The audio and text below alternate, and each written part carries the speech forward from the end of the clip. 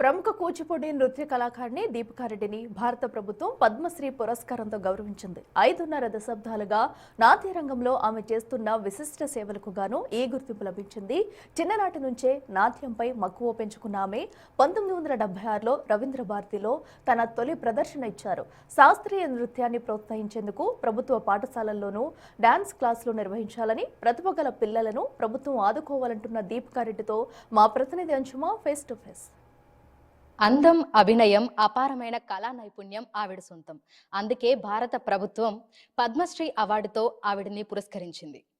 తెలంగాణ కూచిపూడి నృత్య కళాకారిణి దీపికారెడ్డి గారు దాదాపు 5.5 దశాబ్దాలుగా నాట్య రంగంలో ఎనలేని సేవలను అందిస్తున్నారు. ప్రస్తుతం ఆవిడ మనతో పాటు ఉన్నారు. ఆవిడకు దక్కినటువంటి ఈ అరుదైన గౌరవం గురించి, ఆవిడ నాట్యరంగ ప్రయాణం గురించి పూర్తిగా ఆవిడ మాటల్లోనే అడిగి తెలుసుకుందాము. నమస్తే మ్యామ్. Ma'am, Hartley congratulations.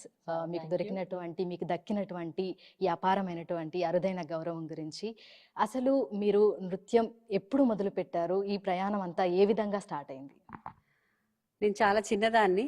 అప్పుడు నన్ను మా మదర్, తను రాధికారెడ్డి తన పేరు, తను కూడా డాన్సర్. తను భరతనాట్యం చేసేవాళ్ళు, కానీ తను పర్స్యూ చేయలేదు వివాహం తర్వాత. నా ద్వారా తను చూసుకోవాలని నన్ను డాన్స్లో చేర్చింది. అప్పటి నుంచి చిన్నదాన్ని, నేను 5.5 years అప్పుడు నేను స్టార్ట్ చేసినప్పుడు.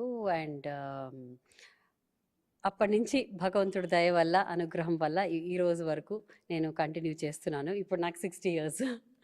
మీరు మొదటిసారి స్టేజ్ మీద ప్రదర్శన ఇచ్చింది ఎప్పుడు? ఒక్కసారి ఆ పర్ఫార్మెన్స్ గురించి, అప్పుడు మీరు ఇచ్చినప్పుడు మీకు కలిగినటువంటి అనుభవం కానీ, మీకు వచ్చిన అప్లాజ్ కానీ, దాని గురించి ఒకసారి. నా రంగప్రవేశం 1976లో జరిగింది రవీంద్ర భారతిలో. అండ్ నేను చిన్నదాన్ని అప్పుడు.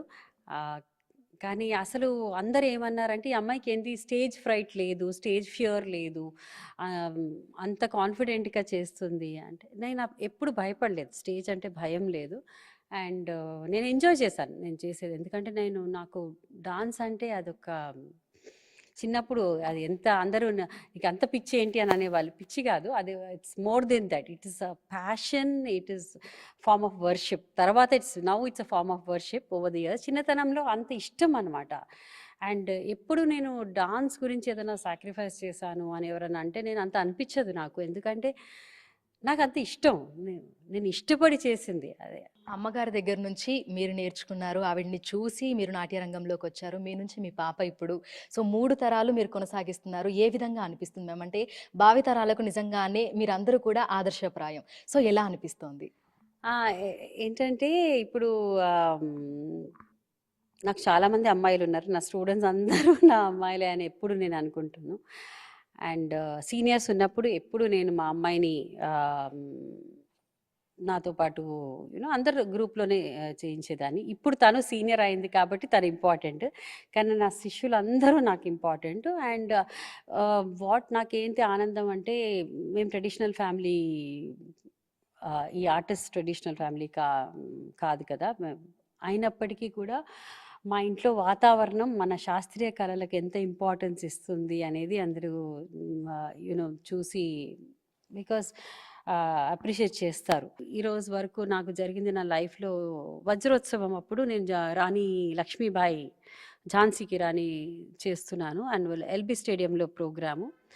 2 రోజుల ముందు రిహర్సల్ చేస్తున్నాం అనమాట. రిహర్సల్ చేస్తున్నప్పుడు ఇక్కడ వారియర్స్, బ్రిటిషర్స్, మన వారియర్స్ ఒక పక్క. మధ్యలో నా ఐడియా ఏంటంటే, ఆ రివర్ మొత్తం బ్లూ ప్రాప్ అనుకున్నాను, బ్లూ కలర్ ఇట్లా క్లాత్.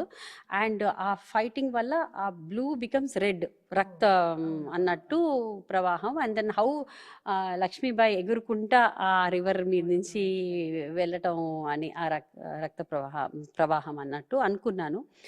అండ్ రిహర్సల్లో ఒక అమ్మాయి ఇలా అంది. సో నేను వెళ్ళి పాడి నాకు టో ఫ్రాక్చర్ అయింది.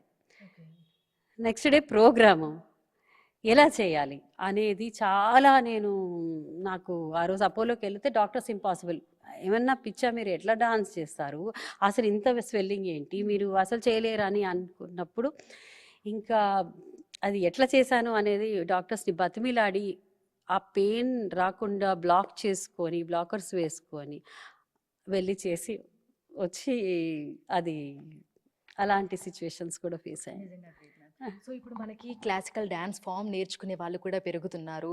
సో మనకి సిటీలో ఏ విధంగా ఉంది క్లాసికల్ డాన్సర్స్కి సంబంధించి, లైక్ ఆ స్టేజెస్ కానీ ఆ ప్లేసెస్ కానీ మీరు రాష్ట్ర ప్రభుత్వానికి ఏమైనా చెప్పాలి అనుకుంటున్నారా? ప్రభుత్వం అందరూ బాగా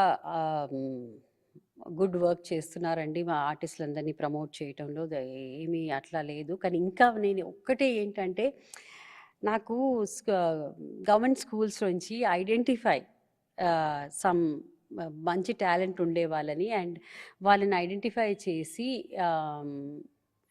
టీచర్స్ దగ్గరికి పంపిస్తే చాలా ఇంకా బాగుంటుంది. అండ్ కంపల్సరీ కొన్ని కొన్ని స్టేట్స్లో ఇప్పుడు కేరళలో కంపల్సరీ మ్యూజిక్ అండ్ డాన్స్ ఉంటుంది. 10th క్లాస్ దాకా మార్క్స్ కూడా ఇస్తారు. సో అలా ఉంటే ఇంకా చాలామంది నేర్చుకుంటారని నేను అనుకుంటున్నాను. మార్క్స్ అనేది పెడితే ప్రతి ఒక్కరు నేర్చుకుంటారు. పేరెంట్స్కి అది ఓ మార్క్స్ వస్తాయా అని. సో కానీ అది చేస్తే ఇంకా బాగుంటుంది అని. గవర్నమెంట్ స్కూళ్ళలో క్లాసికల్ డాన్స్ ఫామ్స్ ని ఇంట్రొడ్యూస్ చేస్తే బాగుంటుందని మీరు అనుకుంటున్నారు? ఒక పీరియడ్ పెడితే బాగుంటుంది కదా. Week like everyday 1 hour 45 minutes period పెట్టినా ఇల్ బీ సో నైస్ అని. నాట్ ఎవ్రీడే కాకపోయినా weekly twice something like that. Because and then వాళ్ళలో బాగా చేసే వాళ్ళని మన గురువుల దగ్గరికి పంపిస్తే ఇంకా చాలా బాగుంటుంది అని నా అభిప్రాయం. Thank you ma'am, thank you so much. So విన్నారు కదా, నాట్య రంగంలో తన అనుభవాలను గురించి, అదేవిధంగా తనకు వచ్చినటువంటి పురస్కారాలను గురించి కూడా మనతో పంచుకోవడం జరిగింది. గవర్నమెంట్ స్కూళ్ళలోని పిల్లలను కూడా నృత్య రంగం వైపు తీసుకొని వస్తే బాగుంటుందని కూడా అభిప్రాయపడుతున్నారు. ఈ విధంగా రాష్ట్ర ప్రభుత్వం ఆలోచించాలని కూడా కోరుతున్నారు. ఇప్పుడు రాజుతో అంచుమ బిగ్ టీవీ.